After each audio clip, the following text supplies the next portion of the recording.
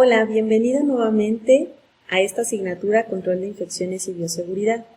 Soy la doctora Elisa Rubio Medina y soy instructora de esta asignatura.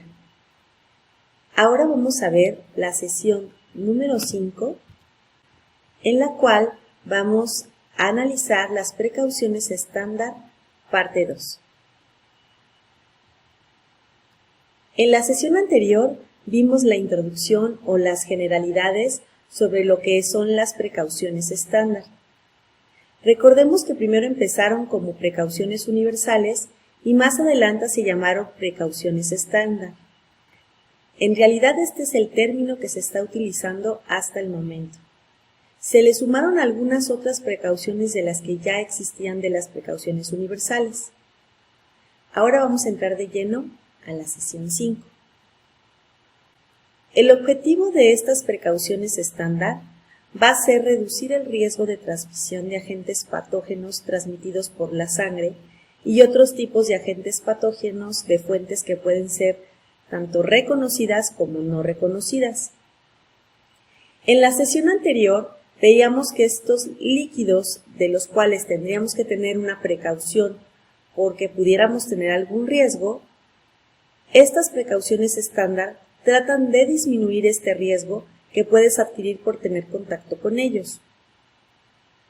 Recordemos que en las áreas de la salud que tú has escogido o que quieres pertenecer, siempre vas a tener contacto con cierto tipo de fluidos. Claro que cambian de acuerdo al área en donde tú deseas ingresar, pero al fin y al cabo siempre tendrás contacto con estos fluidos. Las precauciones estándar son también llamadas precauciones básicas. ¿Por qué se llaman así? Porque se deben usar como un mínimo. Es lo mínimo que debemos de hacer para evitar contagios. Y esto tiene que ser usado o utilizado o aplicado en todos nuestros pacientes como ya lo vimos anteriormente. Muchas veces le restamos importancia a estas precauciones universales cuando, por ejemplo, voy a dar consulta a alguien que yo conozco, que, por ejemplo, puede ser un familiar, un amigo, un vecino que conozco de toda la vida, y por lo tanto, estas precauciones universales o estándar, o precauciones básicas, tiendo a disminuirlas, y pienso que no tendría que utilizarlas porque posiblemente es mi hermano, y yo siento que lo conozco muy bien, y por lo tanto no utilizo guantes porque creo que no es necesario. Pero si seguimos la premisa de que estas precauciones es lo mínimo indispensable, necesario, que deberíamos utilizar con todos nuestros pacientes sin hacer distinciones, entonces no quitaríamos ninguno de estos elementos. En esta diapositiva tú puedes ver todas las precauciones estándar que vamos a estar hablando durante esta sesión y las siguientes sesiones. Todos estos puntos van a ser desmenuzados en las siguientes sesiones. En la sesión del día de hoy vamos a hablar las que estás viendo en azul, que son estas que están aquí. Y también vamos a hablar de las que están en color naranja. Las que ves en color azul son cuidados con los artículos y equipamientos de asistencia al paciente, el control ambiental, el cuidado de ropas y la ubicación del paciente. Más adelante, en las siguientes sesiones, verás la prevención de exposición a patógenos transmitidos por sangre y fluidos, que será toda la parte que tengamos que mencionar sobre cuando hay un accidente al momento de estar utilizando ciertos instrumentos o que alguno de estos patógenos sean transmitidos de alguna de las puertas de entrada de nuestro cuerpo. También la higiene de manos es muy importante y la eliminación de desechos de todos estos residuos peligrosos que nosotros manejamos día a día en el área de la salud. Y como te comentaba, el día de hoy vamos a hablar sobre el equipo de protección personal, que son los guantes, batas, gogles, lentes de protección, protector facial o también llamada careta, protección respiratoria, que son las máscaras quirúrgicas o las mascarillas quirúrgicas y los respiradores. En este momento vamos a hablar de estos aspectos que viste subrayados en azul y uno de ellos son los cuidados con los artículos y equipamientos del paciente. Uno de los puntos importantes es que todos los artículos y estos equipamientos que se necesitan para la asistencia del paciente, por ejemplo, el instrumental con el que se haga alguna cirugía o que se necesite tomar algún signo vital del paciente, tienen que ser manipulados con cuidado. En el caso de que estén contaminados con sangre o fluidos corporales como secreciones o excreciones, y o se necesite su reutilización con otro paciente o más adelante se va a necesitar la reutilización con el mismo paciente, siempre deberá de tener primero la limpieza. La limpieza es muy importante porque recuerden que va a reducir la cantidad de microorganismos que se encuentren en ese instrumento o en ese objeto inanimado.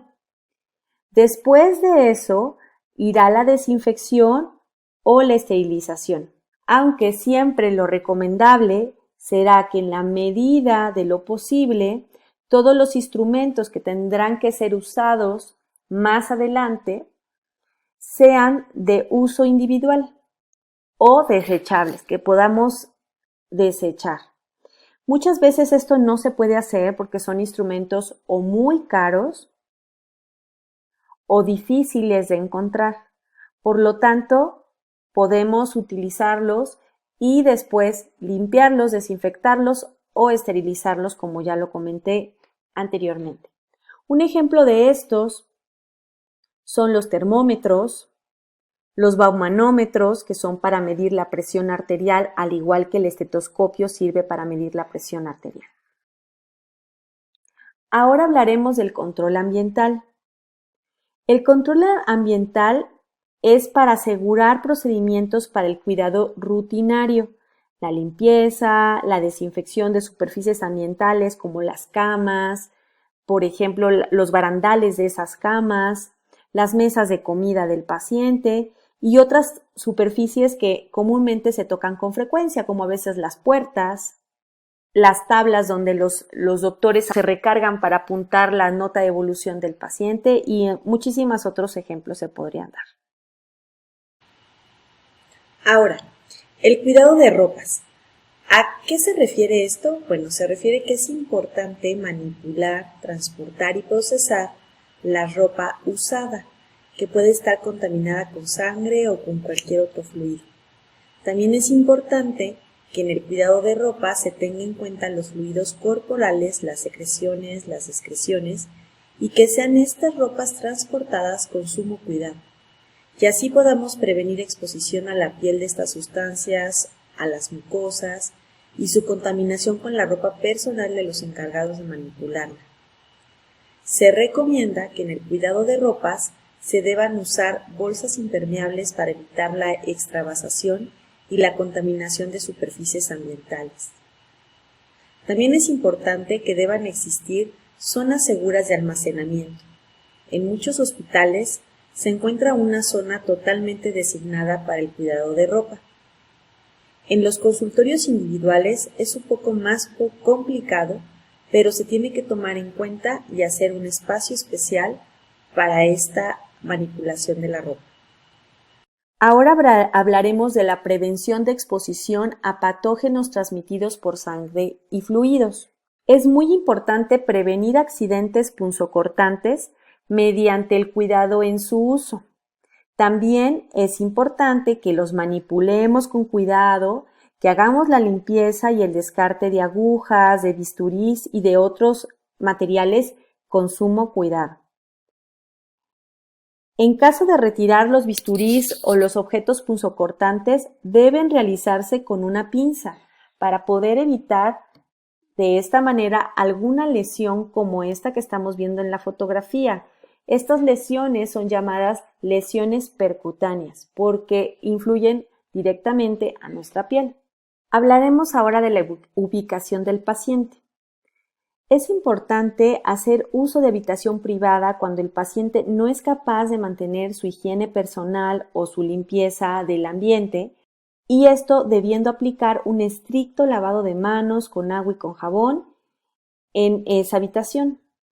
Ahora, Otra estrategia a considerar es que, de no contar con habitaciones individuales, se sugiere realizar el aislamiento por corte, le llaman así, un aislamiento por corte. ¿Pero qué quiere decir esto? Bueno, que tenemos que tener a los pacientes con cierta patología o microorganismo o enfermedad juntos en una misma habitación. Y así, por ejemplo, ustedes podrían ver que en un hospital tienen muchos pacientes, a lo mejor con alguna enfermedad infecciosa, pero es la misma enfermedad infecciosa la que tienen todos. Esto se hace por cuestiones de economía y también el equipo que está cuidando estos pacientes pueden estar al tanto de todos ellos. Otra parte importante de la ubicación del paciente es que hay que mantener una adecuada ventilación e iluminación. Los pisos y las paredes también tienen que ser lavables o con la posibilidad de ser lavables desde la pintura hasta el material con el que se haya realizado.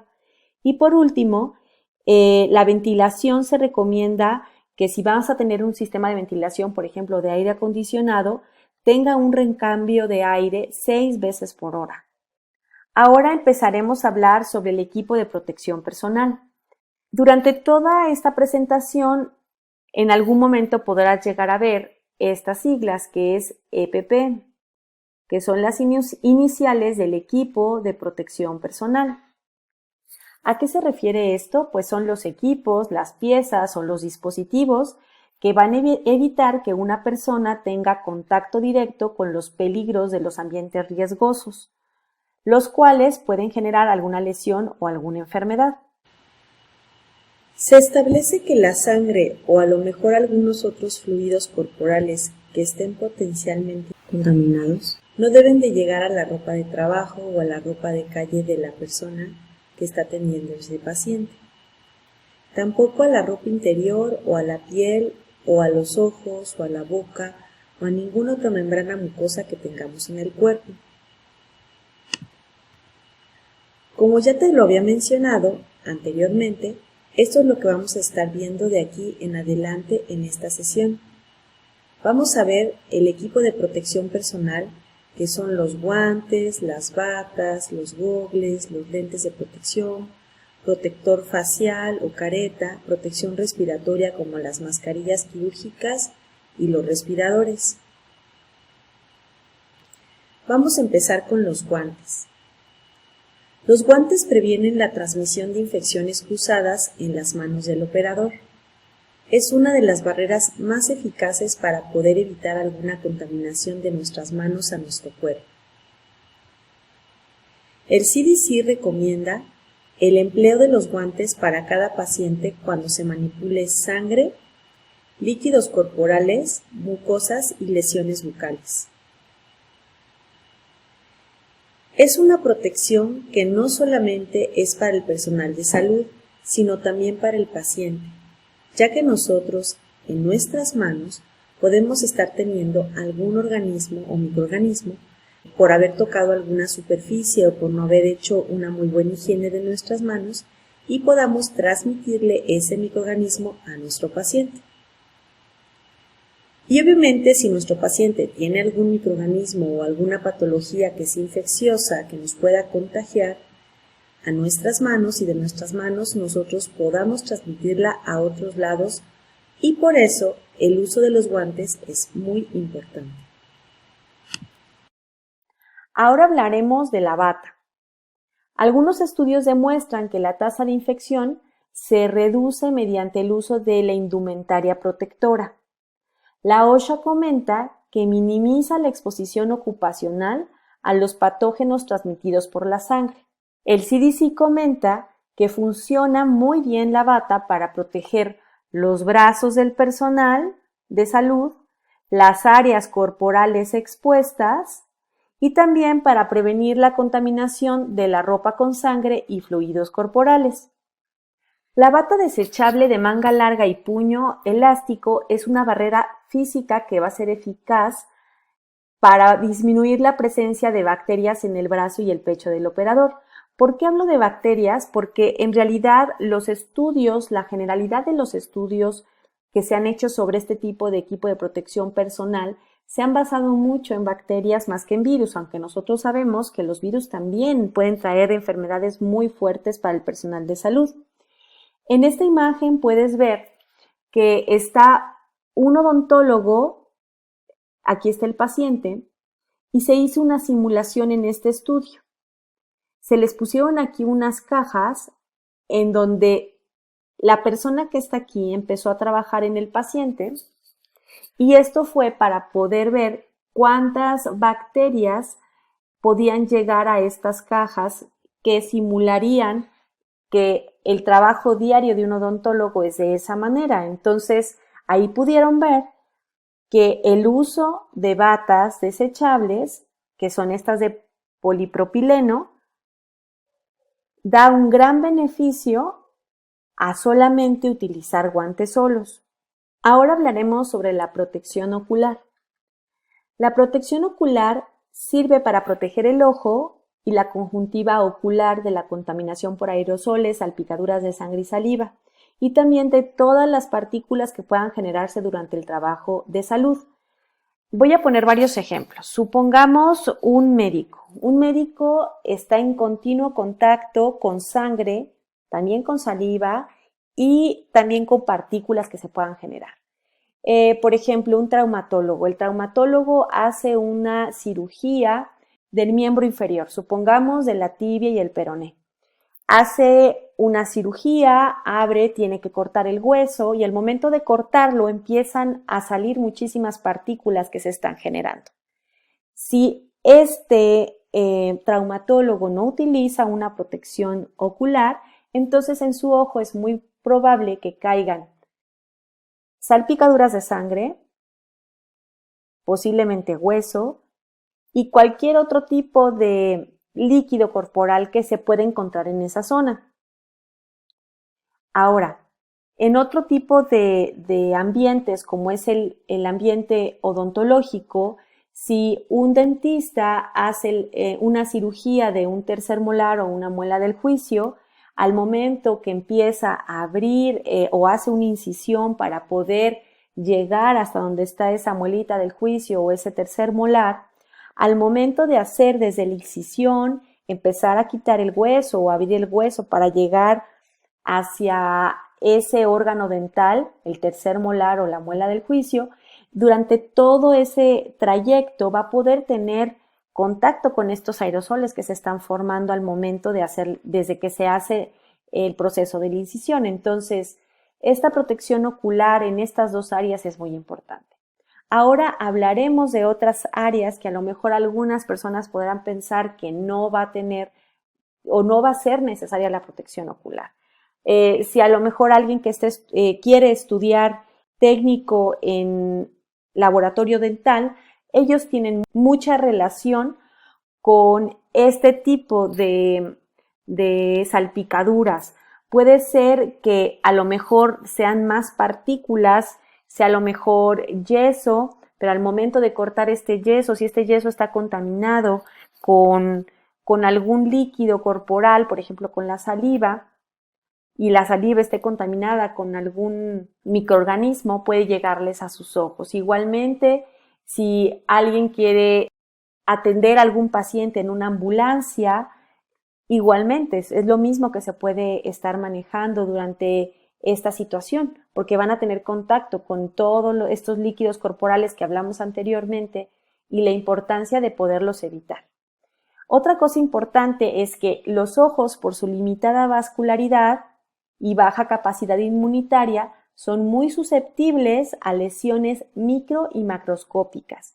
El ojo tiene muy poca posibilidad de poderse defender ante cualquier cosa que entre a ellos. Por eso la protección ocular en esta área de la salud y en todas las áreas de la salud es muy importante. Se clasifica la protección ocular en dos categorías. La categoría 1 es de riesgo mínimo y la categoría 2 es de riesgo máximo. La categoría 2 de riesgo máximo pueden protegerte, pero no de un peligro mortal. Voy a contarte un poco sobre qué tipo de protecciones existen. Existen las gafas de protección universales, que son estas que conocemos, que son muy importantes porque tienen al lado unas aletas protectoras. Después tenemos las copas. Las copas son simplemente lentes que presentan aquí unas lentes o mirillas que son para ver un poco más allá de lo que nos deja ver unos lentes de ver normales, ¿no? O unos lentes de graduación. Los gogles o googles, como le quieran llamar, estos sirven para evitar que absolutamente nada entre a tu ojo.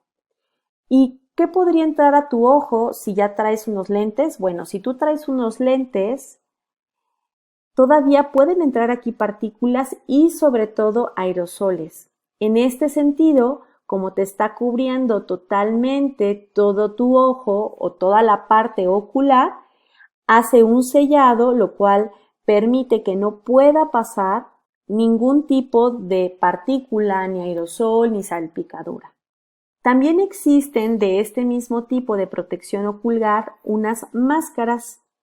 Estas máscaras son en toda nuestra cara, cubren toda la cara y hacen este mismo sellado que tienen los gogles. También existe dentro de la protección ocular las pantallas de protección o también llamadas caretas. Estas pantallas sirven para proteger el ojo, aunque dependiendo del diseño de esta careta, en algunas ocasiones para poder evitar que tengas algún problema con aerosoles o con salpicaduras, no son suficientes las caretas con el uso individual. Tendrías que sumarle un uso más, por ejemplo, ponerte unos gogles más la careta o unos lentes protectores más la careta, dependiendo del caso o de lo que vayas a estar atendiendo. Esta imagen quise ponértela aquí porque estos son unos gogles a los cuales se les puede adicionar algunas mirillas para poder ver si a lo mejor tú utilizas lentes con graduación. Siempre surge la necesidad de saber cómo puedo yo seguir viendo si utilizo lentes de graduación y tengo la necesidad de colocarme unos gogles para protegerme porque voy a utilizar a lo mejor aerosoles o voy a estar en presencia de aerosoles contaminados. ¿Qué puedo utilizar? Se pueden comprar estas mirillas, las cuales se mandan graduar y se colocan en esta zona de estos gogles. La protección facial o las caretas son insuficientes siempre los lentes protectores. Como te comentaba, si tú solamente traes lentes protectores, son insuficientes como barrera protectora.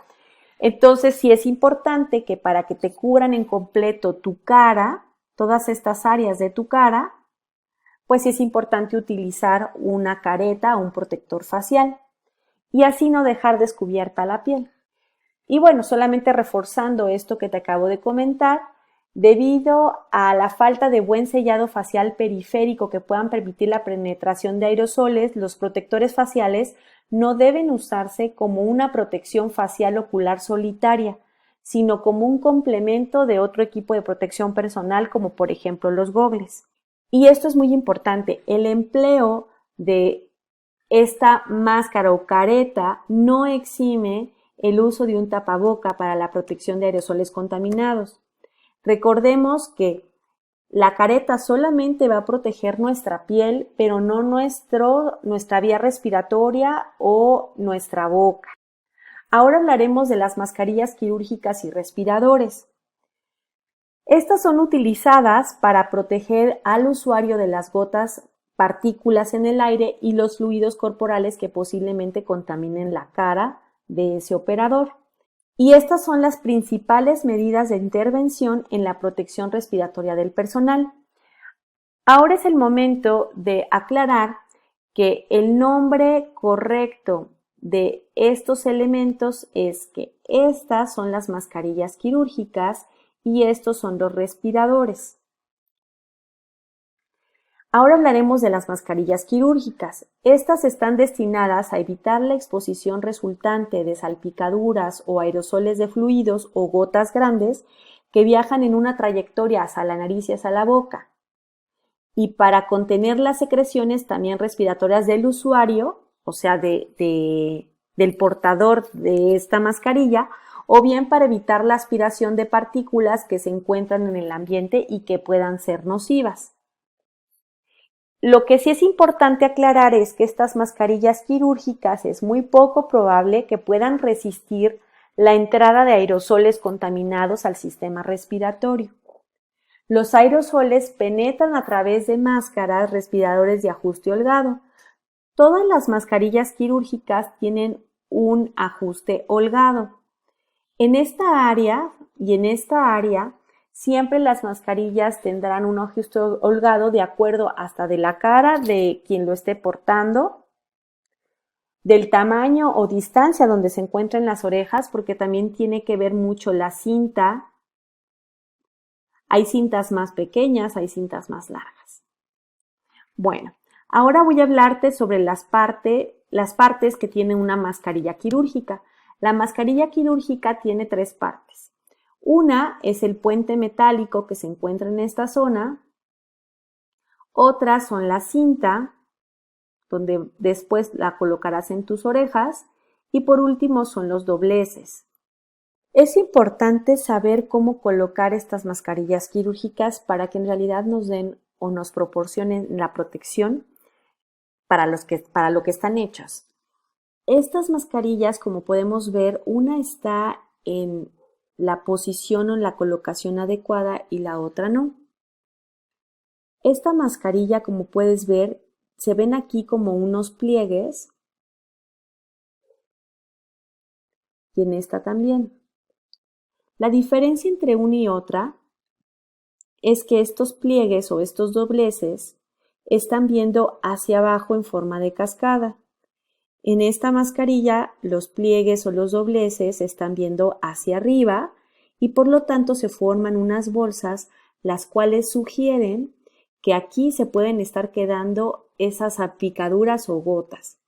La forma ideal de utilizar estas mascarillas es como lo que vemos en nuestra mano derecha, en donde estos dobleces no hacen que se retenga estas salpicaduras que podrían llegar a nuestro cubrebocas y corran. Recordemos también que muchos de estos cubrebocas están realizados con materiales que son repelentes a estas gotas, pero si nosotros le dejamos una forma retentiva, pues se van a quedar aquí definitivamente todas esas gotas.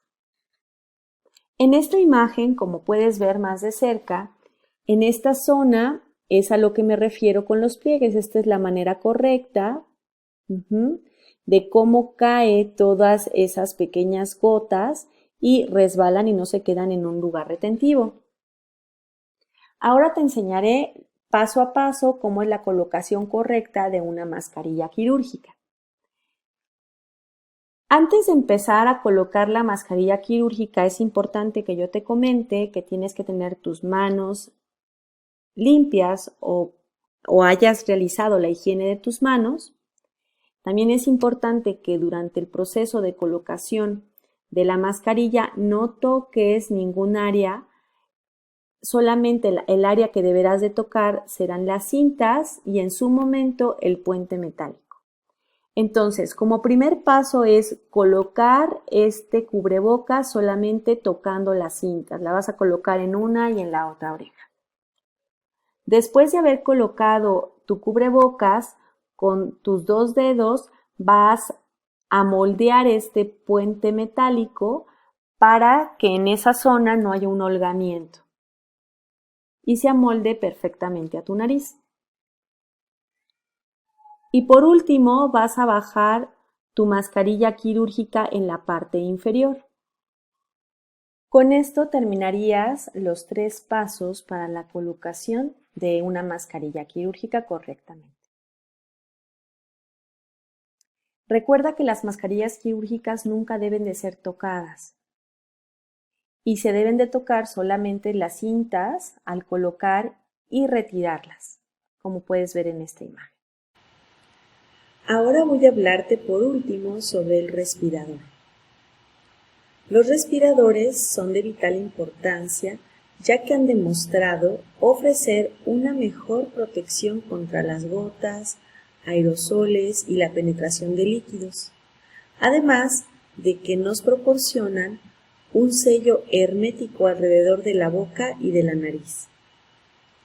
Wen y colaboradores probaron que el rendimiento de las N95 eran 30 veces mayor que el de la mascarilla quirúrgica. Con esto concluimos la sesión número 5 de la asignatura Control de Infecciones y Bioseguridad. Soy la doctora Elisa Rubio Medina y es para mí un placer poderte proporcionar esta información para el propedéutico de la Facultad de Medicina. Nos vemos en la sesión número 6.